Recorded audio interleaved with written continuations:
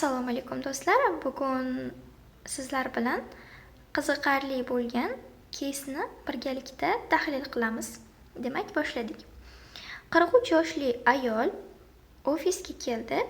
Demak, unda doimiy diareyasi bor ekan. Diareya va o'tgan 6 oy mobaynida unda suvli diareya bo'lgan va shu bilan birgalikda qorinda shish va tana vazni yo'qotish holatlari kuzatilgan.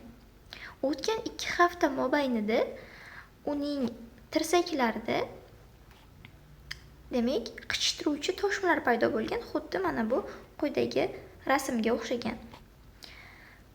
Toshmalar hosil bo'libdi.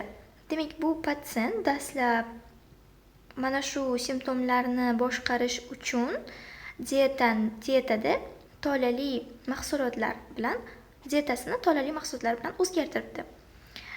Va undan tashqari patsient qanaqa dorilar qabul qilgan, lekin bu dorilarning samarasi kuzatilmagan. Va patsient bilan shifokor suhbatlashgandan so'ng unga oshqozon ichak endoskopiyasi buyurildi. Va bizda keysning savolida so'ralyapti. Ichakda biopsiya olinganda quyidagi qaysi patologiyalardan biri kuzatilishi mumkin degan savol berilgan. Demak, variantlarni o'qiymiz. A javobda ichaklarni Willis atrofiyasi, B javobda transmural yallig'lanish va cobblestone mukoz. C javobda makrofaglar, demak pas pozitiv granulalar bilan yig'ilgan makrofaglar, demak ichida o'zining ichida pas pozitiv granulalarni yig'gan holatda biopsiyada topishimiz mumkin.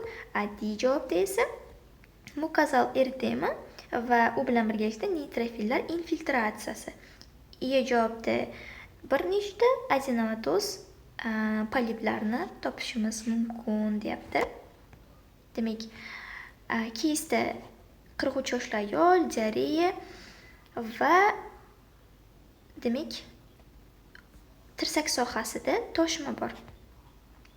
Demak, sizlarga javobni belgilashingiz uchun ozgina vaqt beraman va undan keyin biz keysning javobiga o'tamiz va uni tahlil qilamiz.